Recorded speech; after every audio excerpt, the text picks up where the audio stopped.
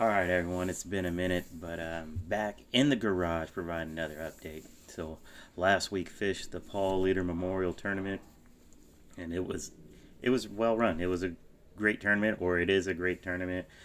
If you're in San Diego next year, September, the end of September, go ahead try to participate, get in the tournament.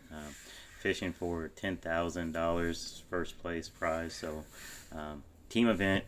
The way to divide it up is you get two lakes, 2 day tournament. Half the field fishes one lake while the other half fishes the other, and then you switch the next day. So it's pretty cool how they do that, and so you definitely got to practice both lakes. Now, as for how well I did, wish I would have done a whole lot better, but we did have the bites.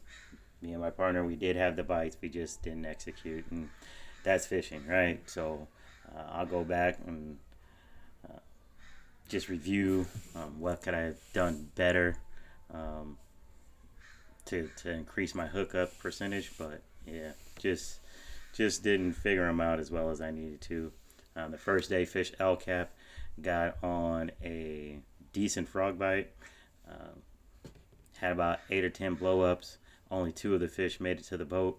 Um, I hooked some, and coming to the boat, they just, they were too hot and threw the hook or whatever we want to say. I did something wrong, and they just didn't stay buttoned up. So um, that was that. And then on the next day, we went to San Vicente and got the first fish within the first 30 minutes of the day, and then it just took a long time for me to put the rest of the puzzle together. And then when I did, started catching them.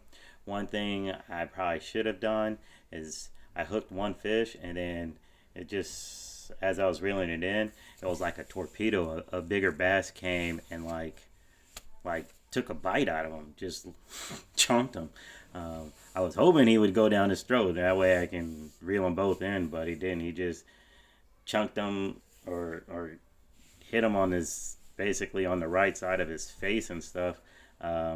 Not saying it was because of that, but when I did reel it up, the right side of the bass's face was bleeding. So, and my hook was in his mouth, so I only assumed that fish that tried to eat him, it was the culprit. But after seeing that, I had a baby bass worm right there on the deck, but I never put it on, and I'm sitting there now thinking, hey, if he's gonna eat the bass that I was reeling in, I may want to go ahead and try baby bass just to see if that's the color they're on, or that's the bite. But I didn't. We did end up getting a limit the second day. We did not have a limit the first day. Definitely got to have a limit. A lot of great anglers fish this event. So, but like I said, a lot of fun.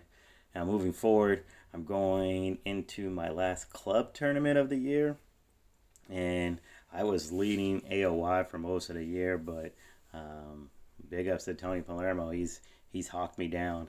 I think I may be maybe a point ahead of him going into our final tournament. So it just boils down to I gotta win it. That's how I'm looking at it. If I win it, then I don't have to worry about anything.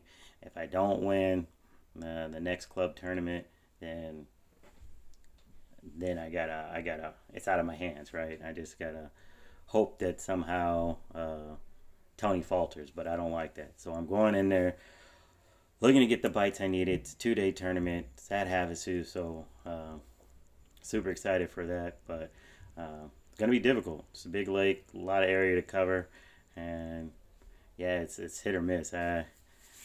This time of year, I don't know.